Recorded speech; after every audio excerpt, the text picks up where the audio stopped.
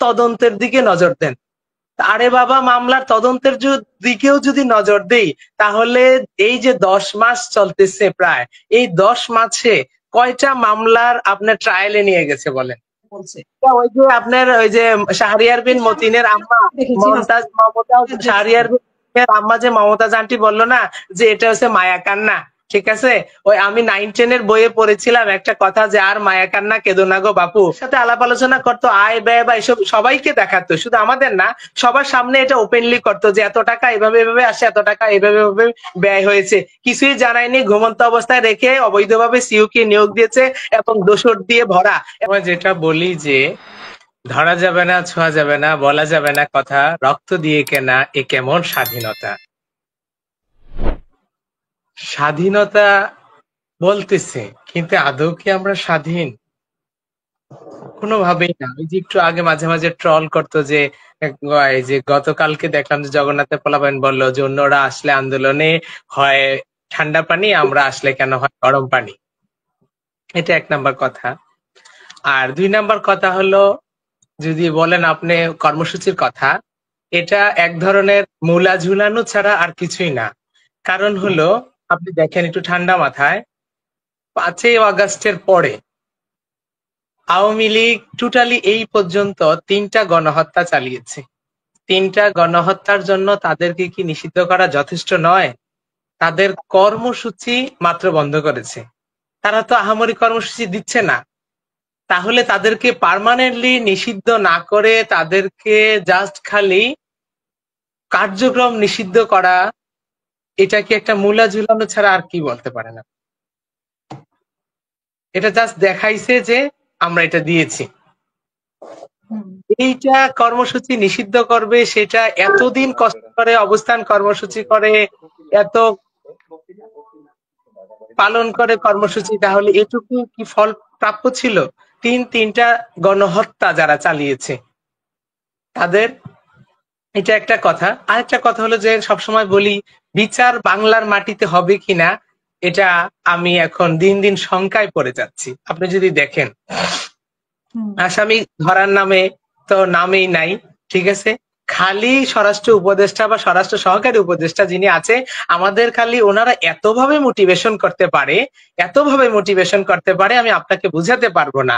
যদি বলি আসামি ধরো, আমাদেরকে ওইখান থেকে ঘুরে নিয়ে আসে, খালি বলে যে কি আপনারা মামলার তদন্তের দিকে নজর দেন। আরে বাবা, মামলার তদন্তের দিকেও যদি নজর দেই, তাহলে এই যে 10 মাস চলতেছে প্রায়, এই 10 মাসে কয়টা মামলার আপনার ট্রায়ালে নিয়ে গেছে বলেন? এই পর্যন্ত একটা মামলাও তারা ট্রায়ালে নিতে পারে না, বিচার কার্য শুরুই করতে পারেনি। তাহলে সবসময় যেটা আমি বলি, যার 9 হয় না তার 90ও হয় না। যে 10 মাসে কিছু দেখাতে পারে নাই, তাহলে 10 বছরে কি দেখাবে? একটা প্রশ্ন।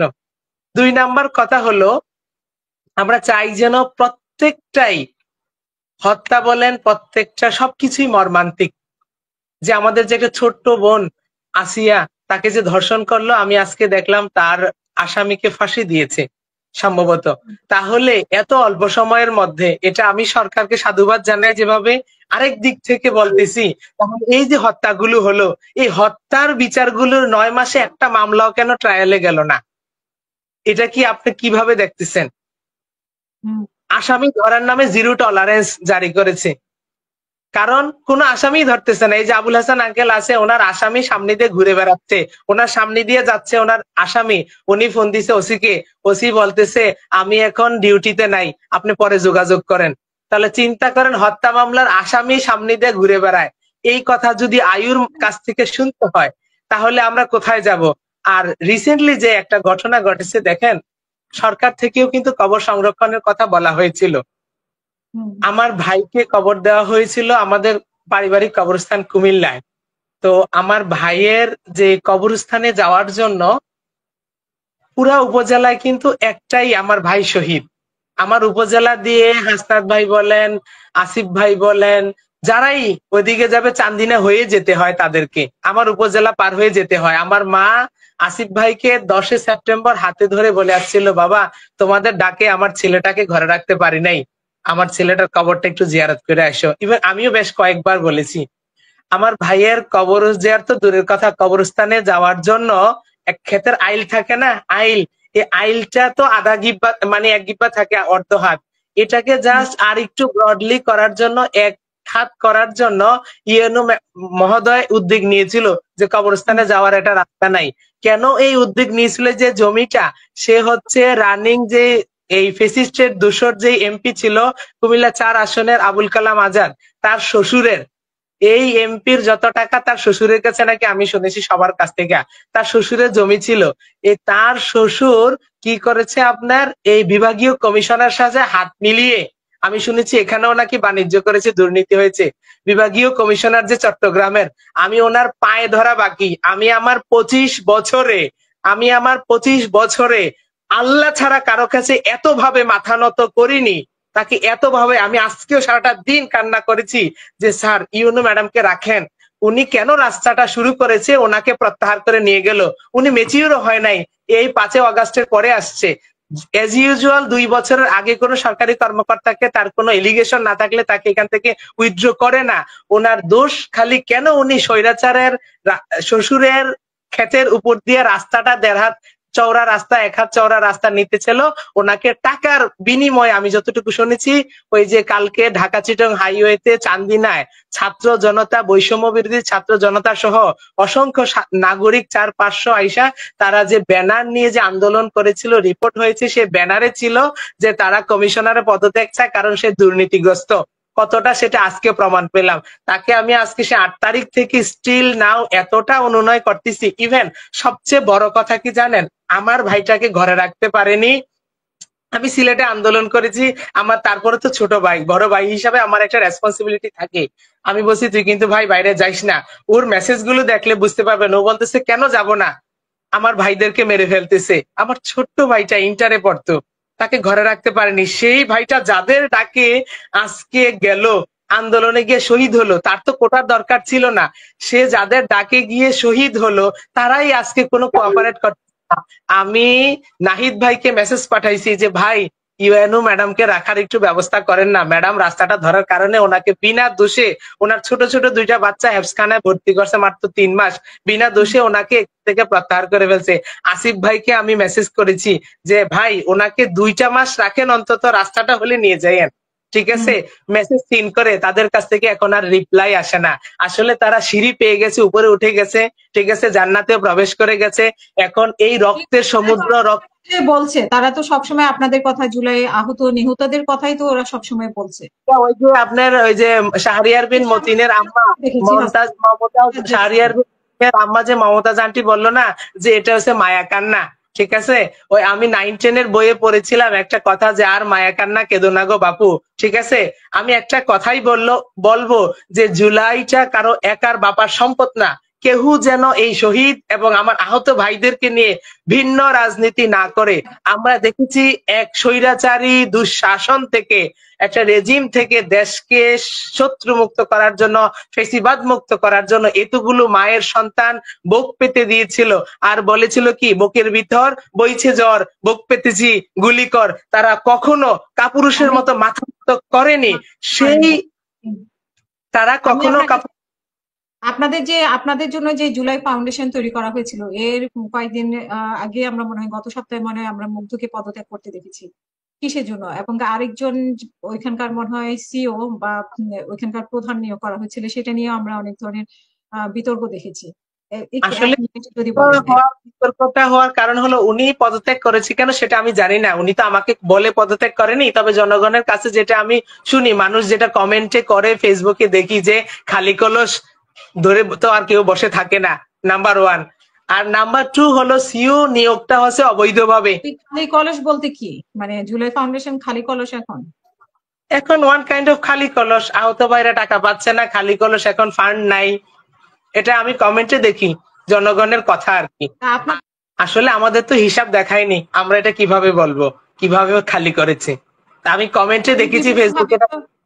বিভিন্ন লোকজনেও সাহায্য করেছে, যারা অবস্থা সম্পন্ন তারা বিভিন্ন অনেক অনেক মানুষের সাহায্য করতেছে, কিন্তু আমাদের তো হিসাব দেখায় না। আমি একটু আগে বলেছিলাম যে ফাউন্ডেশনটা ডক্টর ইউনূস স্যার দুইটা পরিবারকে দান করেছে, কারণ এটা দুইটা পরিবারের কুক্ষিগত। ওখানে চলতেছে বাকশাল, এক নায়কতন্ত্র, ওখানে চলতেছে স্বেচ্ছাচারিতা, যেখানে আর কারো কিছু জানার অধিকার রাখে না। ঠিক আছে, আমরা যারা আছি শহীদ পরিবার, এই যে দেখেন সিইও নিয়োগটা দরকার ছিল কি তাদের, এটাকে বৈধভাবে নিয়োগ দেওয়া, 10 জন শহীদ পরিবার বসাবে, 10 জন আহত পরিবার বসাবে, অথবা তারা যদি আরো কাউকে বসাতে চায় নিয়ে গোল টেবিলে বৈঠক করে বলবে যে তারা এমন এমন কাজ করেছে, তারা এখন তাদেরকে দায়িত্ব দিতে চায়, আপনারা কি বলেন? সেখান থেকে আসবে বৈধভাবে। অবৈধভাবে কারো প্রেসক্রিপশনের ভিত্তিতে একটা শহীদের কলেজের টিচারকে প্রেসক্রিপশনের ভিত্তিতে রাতের আধারের মতো আমাদের সকলকে ঘুমন্ত অবস্থায় রেখে আমরা কেউই কিছু জানি না, অবৈধভাবে সেই সিইও কে নিয়োগ দিয়ে দিয়েছে। ঠিক আছে, তারপরে একজন কোষাধ্যক্ষ যিনি, উনি ফেসিস্টের দোসর, তার বাবা ছিল ফেসিস্টের অনুসারী, ফেসিস্টের দোসর হয়ে এক শহীদের পরিবারকে, শহীদ ইয়ামিনের বাবাকে উনি সো হোয়াট, স্টুপিড, ননসেন্স, পাগল এসব বলেছে। এইটারও কোনো প্রতিক্রিয়া দেখলাম না। আর ফাউন্ডেশনটা তো বললাম দুইটা পরিবারকে ডক্টর ইউনূস স্যার মনে হয় দান করেছে, কারণ ফাউন্ডেশন তো আমার না, আমাদের যদি হতো, আমাদের মূল্যায়ন হতো, আমাদের সাথে যোগ পরামর্শ থাকতো, আমাদের সাথে পরামর্শ হতো, শুনবো আপনাকে আমাদের পরে আবার। ফাউন্ডেশনের আয় ব্যয়। জি সরি, শুনবো আপনাকে, শেষ করবেন প্লিজ। জি আরেকটু সময় নিচ্ছি। তো আমাদের সাথে আলাপ আলোচনা করতো, আয় ব্যয় বা এসব সবাইকে দেখাতো, শুধু আমাদের না, সবার সামনে এটা ওপেনলি করতো যে এত টাকা এভাবে এভাবে আসে, এত টাকা এভাবে এভাবে ব্যয় হয়েছে। কিছুই জানায়নি, ঘুমন্ত অবস্থায় রেখে অবৈধভাবে সিইও কে নিয়োগ দিয়েছে এবং দোষর দিয়ে ভরা, এবং কি ওখানে চাকরি করতেছে কারণ আপনারাও জানেন যে আগের যে বিগত সিইও ছিল তার আশেপাশে সারাউন্ডিং এর লোকজন, তার বন্ধুসারি, তার ভাইয়ের বন্ধুসারি শহীদ পরিবার 2-3 জন আছে, এই অবস্থা। আর আমি যেটা একটু আগে বলেছিলাম, আবারও বলতেছি, আপনার মাধ্যমে দেশবাসীকে, যেটা আসিফ ভাইকেও জানাইছি, উনি সিন করেছি মেসেজ, কোনো রিপ্লাই করলো না, সার্জিস ভাই, নাহিদ ভাইকেও জানাইছি যে ইউএনও কে প্রত্যাহার করেছে, একমাত্র এটাই তার অন্যায়। একটা শহীদের কবরে যাওয়ার জন্য একাত প্রস্ত বিশিষ্ট একটা রাস্তা করতে চেয়েছে। ওই কমিশনার, চট্টগ্রাম বিভাগের বিভাগীয় কমিশনার দুর্নীতিগ্রস্ত, যে কারণে ছাত্র জনতা কালকে ঢাকা চিটং হাইওয়েতে অবরোধ করেছে, মানববন্ধন করেছে। দুর্নীতিবাদ সেই বিভাগীয় কমিশনারকে প্রত্যাহারের দাবি জানাচ্ছি। ঊর্ধ্বতন কর্তৃপক্ষ যেন তাকে খুব তাড়াতাড়ি প্রত্যাহার করে নেয়, এবং কি অন্তত 1-2 মাসের জন্য হলেও, শহীদের রাস্তাটা করার জন্য হলেও যেন আমাদের পূর্বের ইউনো ম্যাডামকে বহাল রাখে। এই কথা বলে আমি আজকে বিদায় নিচ্ছি। ধন্যবাদ। আচ্ছা, আপনি বলেছেন উপদেষ্টা নাহি, মানে উপদেষ্টা, সরি নাহি তো এখন আর উপদেষ্টা না, নাহিদেরকে আপনি টেক্সট করেছেন এবং আসিফকে আপনি টেক্সট করেছেন, চিন্তায় নেই। কিন্তু আপনি আপনাদের তো আরো দুজন আছে, যে সার্জিস এবং হাসনাত, ওরা হ্যাঁ, আপনাদের সার্জিস যদি ভাইকেও মেসেজ করেছি। হ্যাঁ, সার্জিস ভাইকেও মেসেজ করেছি। হাসনাত ভাইয়ের কাছে আমি কালকে কুমিল্লায় গিয়েছিলাম, যে বিষয়টা আলাপ করার জন্য, ভাবলাম ওখানে আসিফ ভাই যাবে, তারপরে আপনার সার্জিস ভাই যাবে, কুমিল্লা একটা প্রোগ্রাম ছিল, আমি খুব কষ্ট করে অসুস্থ শরীর নিয়ে গিয়েছিলাম যে এই বিষয়টা আলাপ করব, যে দুর্নীতিগ্রস্ত বিভাগীয় কমিশনার কি করতেছে, টাকা খেয়ে খেয়ে দুর্নীতি করতেছে। আর এই আমার এই ইউএনও ম্যাডাম, উনি খুব নির্দোষ, উনি ম্যাচিউর হয় না, 6-7 মাস হয়েছে এসেছে। এই বিষয়গুলো জানানোর জন্য গিয়েছিলাম, ওনারা যায়নি, হাসনাত ভাই গিয়েছিল, উনি ডিরেক্টলি মুখের উপর বলে দিয়েছে যে আমি এই বিষয়ে কিছু জানি না, আমি এটা বলতে পারবো না। অসংখ্য ধন্যবাদ রবিউল। আমাদের দিয়ে তাদের ফায়দা লুটা শেষ তো, তারা সিঁড়ি পেয়ে গেছে, তারা উপরে উঠে গেছে, দল গঠন করেছে। একটু আগে শাহরিয়ার বিন মতিনের মা বললো না, তাদের আমাদের ওই যে রক্ত নেওয়া শেষ, ফায়দা লুটা শেষ, এখন শহীদ পরিবারকে দেখারও কোনো সময় নাই। কয়টা আহতদের দেখতে গেছে বলেন হাসপাতালে? ডক্টর ইউনূস স্যারও তো পারতো একদিন হাসপাতালগুলোতে ভিজিট করতো, একটা দিন কি স্যারের সময় নাই আমার আহত ভাইদেরকে হাসপাতালে যাইয়া 2-4টা ঘন্টা সময় দিত প্রত্যেকটা হসপিটালে? উনি যখন যায় তখন তো বিভিন্ন প্রটোকল, রাস্তা জ্যামও থাকে না, 5-6টা হসপিটাল যেখানে মৃত্যু সজ্জায় কাতরাচ্ছে আমার আহত ভাইয়েরা, তাদেরকে কি একটু দেখার জন্য কি স্যারের সময় ছিল না? কি বলবো, বা একদিনও তো ডক্টর ইউনূস স্যার শহীদ পরিবারগুলোকে নিয়ে বসেনি যে তোমাদের কি দুঃখ দুর্দশা, আজকে তো তোমাদের জন্য শহীদের রক্তের বিনিময়ে, আহত ভাইদের অঙ্গের বিনিময়ে, তাদের রক্তের বিনিময়ে আমি ডক্টর ইউনূস স্যার ক্ষমতায় এসেছি। উনি সেই এটুকু করেনি, মানবিকতাটাও দেখায়নি, খালি বহির্বিশ্বকে দেখাচ্ছে ছাত্র জনতা আছে তার পাশে, এটুকুই মনে হচ্ছে। অসংখ্য ধন্যবাদ।